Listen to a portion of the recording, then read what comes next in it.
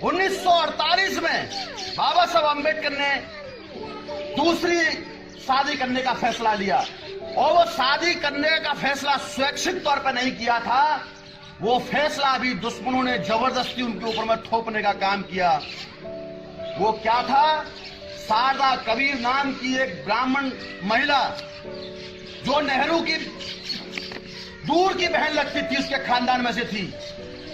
बाबा साहब अम्बेडकर क्या लिख रहे हैं, क्या पढ़ रहे हैं, कौन सी योजना बना रहे हैं, वो सारी जासूसी करने का काम, सारे पत्र विभाग को नेहरू तक पहुंचाने का काम वो शारदा कबीर करती थी। और वो उसकी नर्स हुआ करती थी, डॉक्टर मालवणकर नाम का एक जो मुंबई में हॉस्पिटल चलाता था, एक डॉक्टर था ब्राह्मण, उसके यहाँ पर वो नर्स का काम करती थी। बाबा साहब अम्बेडकर डायबिटिक पेशेंट थे, उनको डायबिटीज थी, इसलिए उनकी सारी व्यवस्था, सारा सब कुछ जो है वो आखिरी समय में जब ज्यादा बीमार होने लगे, ज्यादा स्वस्थ नहीं महसूस कर रहे थे अपने आप को, तो नेहरू ने और कांग्रेसियों ने उनको कहा, डॉक्टर साहब आप अकेले कब तक करते रहेंगे, और ये नर्स आपकी जो है सेवा कर रही है, लोग क्या कहेंगे आपके चरित्र के बारे में, इतना बड़ा आदमी है आप, जो है क्यों ना इसको एक लीगल डॉक्यूमेंट के तहत इसको एक शादी का रूप दे दो। बोले क्या कहेंगे भाई, डॉक्टर और मरीज का तो, पेशेंट का तो साथ रहता है, उसमें क्या है? नहीं नहीं, हम लोगों की आपकी विनती है, लोग कुछ बुरा ना बोले आपके बारे में। इस तरीके से उनको धीरे धीरे उनको अपने लाइन पे लाने का काम किया। बाबा साहब ने भी सोचा चलो ठीक है, लोग उनके चरित्र के ऊपर में जब बात आ रही थी तो लोग उन्होंने सोचा ठीक है कोई बात नहीं, इसके शादी कर लेते हैं। अब दूसरी शादी जो की, क्या सोच के की थी बाबा साहब ने, आपको मालूम है?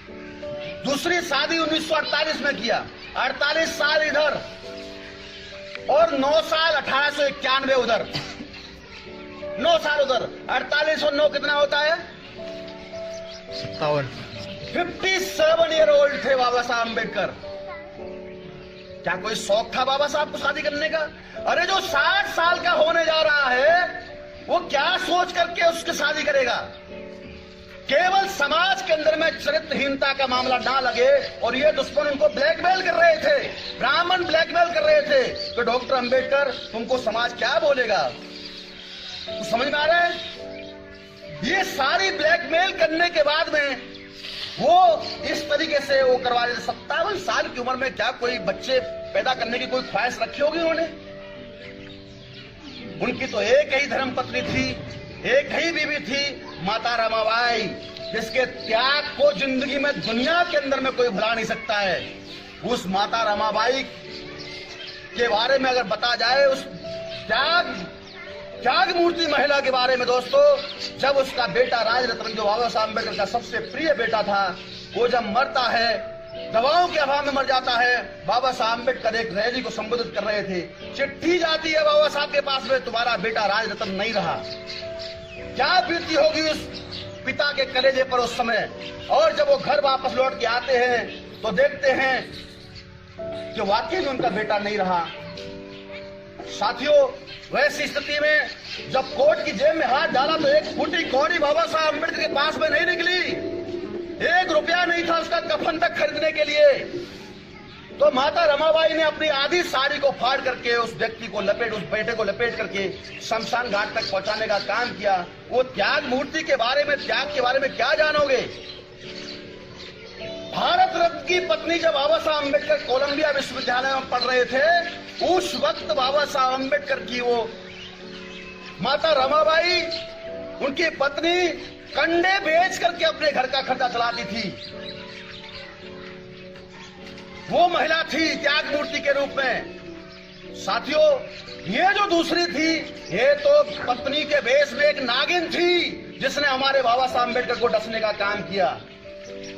1955 में वो सारी योजना बना रहे थे। 1955 के बाद में दोस्तों जब 56 आती है, 56 में क्या होता है? 4 दिसंबर की दिन होता है, ये दिसंबर चल रहा है। 4 दिसंबर 1956 में नेपाल के काठमांडू में विश्व बौद्ध सम्मेलन को संबोधित करने के लिए बाबा साहब अम्बेडकर जाते हैं।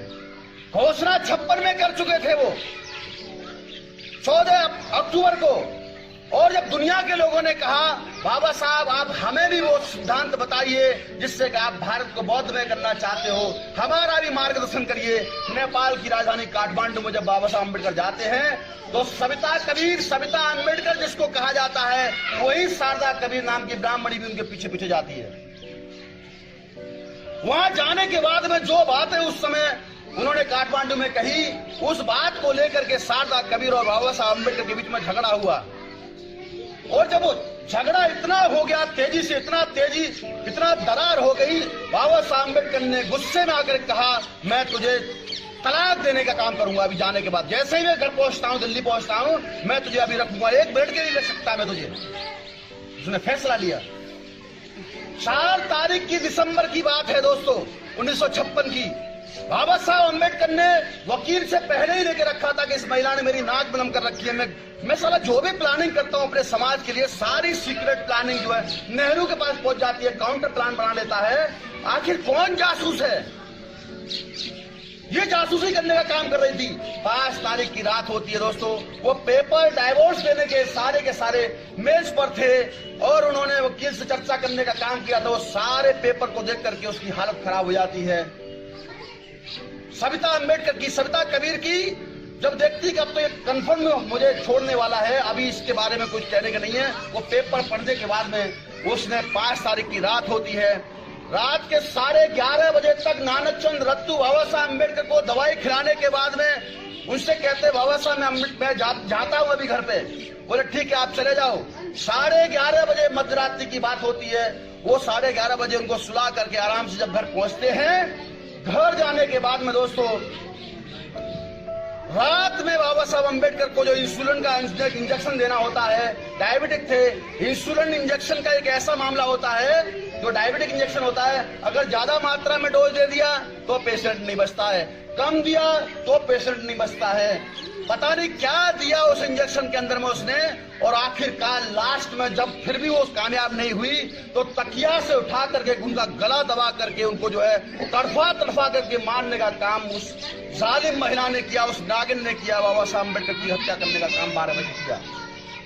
12-12:30 बजे जब ये सारी घटना को अंजाम देती है तो अपने घर में रखा हुआ उस फोन से, उस समय फोन नहीं हुआ करते थे, ट्रंक कॉल हुआ करती थी, ट्रंक कॉल करती है वो डॉक्टर मालवंकर के पास में जाकर के उसको ट्रंक कॉल करती है। और उसमें केवल 2 शब्द मिलते हैं उस समय की ट्रंक कॉल में, 2 शब्द थे, वो गए।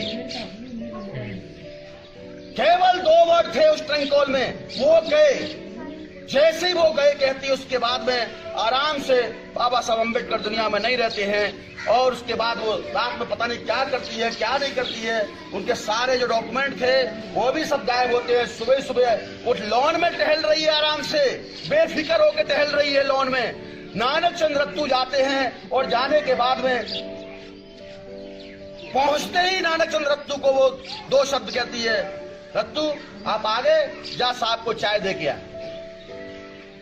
साहब को चाय दे के आ।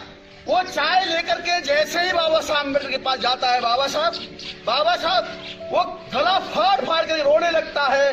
बाबा साहब हो तो वहां पर मिले, वो देखता है मेरे बाबा को दुख आ गई, क्या हुआ, मैं रात को अच्छा गला छोड़ के गया हूँ, अभी क्या हो गया बाबा को। सारे देश में एक शौक की लहर दौड़ जाती है और जिसको मालूम पड़ता है वो सारी रेलगाड़ियां जो मुंबई की तरफ जाती हैं वो सारी रवाना हो जाती हैं।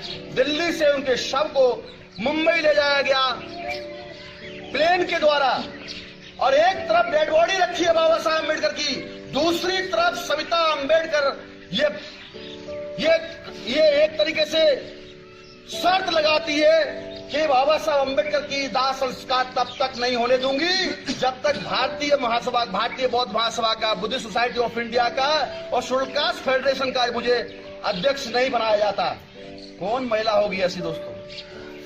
एक तरफ डेड बॉडी है और दूसरी तरफ कंडीशन लगा रही है, जब तक मैं इसका शवदाह नहीं होने दूंगी तब तक मुझे इसका पहले घोषित नहीं किया जाए।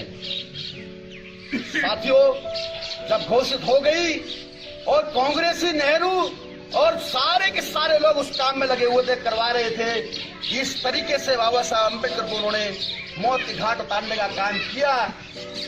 और उसके बाद उनकी जो सारी प्लानिंग और योजनाएं थी, जो आरपीआई नाम की पार्टी उन्होंने शेड्यूल्ड कास्ट फेडरेशन के तौर पर इकट्ठा करने का फैसला लिया था, वो आरपीआई को बाद में नेहरू ने उनके जाने के बाद में पूरी तरीके से नस्त नाबूद कर दिया।